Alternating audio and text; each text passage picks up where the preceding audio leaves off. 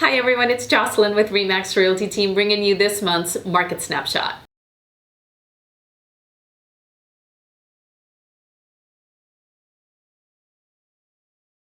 There's a ton of confusion surrounding the real estate market with prices, deceleration, rates. The list goes on and on. What I want to get across to all of you today is that although we're coming off some pretty unprecedented years, with all of its challenges, 2023 is a good year in real estate. Home sales have remained consistent throughout the year. We're currently 3% off from 2019 and well under the national average of 16%. And although sales might be down slightly, our price points are more than 62% above where they were in our last normal year. Months of inventory remain at neutral levels, even with the spike month over month of 11%.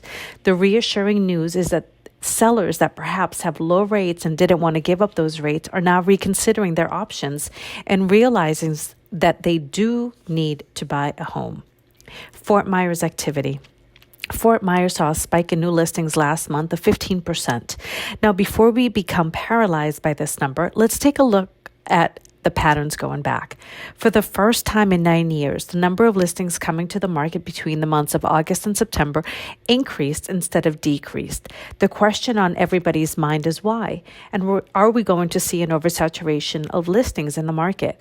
The short answer is no, simply because the absorption rates are in line with the number of listings coming into the market at nearly 25%. What it might indicate is that sellers who really need to move are coming to terms that they can't wait any longer. North Fort Myers activity. It's hard to ignore the vast decline in sales prices from 1 year ago to today. The simple explanation is that there were 33 homes over 1.5 million that sold last year, which is drastically going to change the landscape of prices year over year. The home sold last year is double the highest sold property by 58%. Entry points and conversely, sales prices got out of whack last year, at least the first half of the year. The second half of the year, we saw a correction and brought us to where we currently are in 2023. The fact remains that sales are up 25% over our last normal year. Lehigh Acres activity. When you consider the state of the real estate market, there are some markers that you need to evaluate: sales, new construction, distressed properties, interest rates, inventory, and days on the market. By observing these markers, you have a 3 to 6 month window to sell near the peak or buy near the bottom. Now, we won't nail the exact bottom or top of the market. We'll just come close. After carefully analyzing, I'm confident in that the Lehigh Acres market has yet to reach a peak. Bonita Estero activity.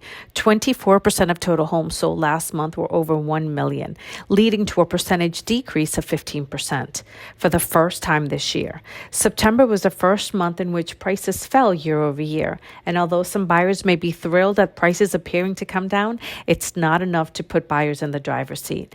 Sales are up and inventory levels remain favorable to sellers.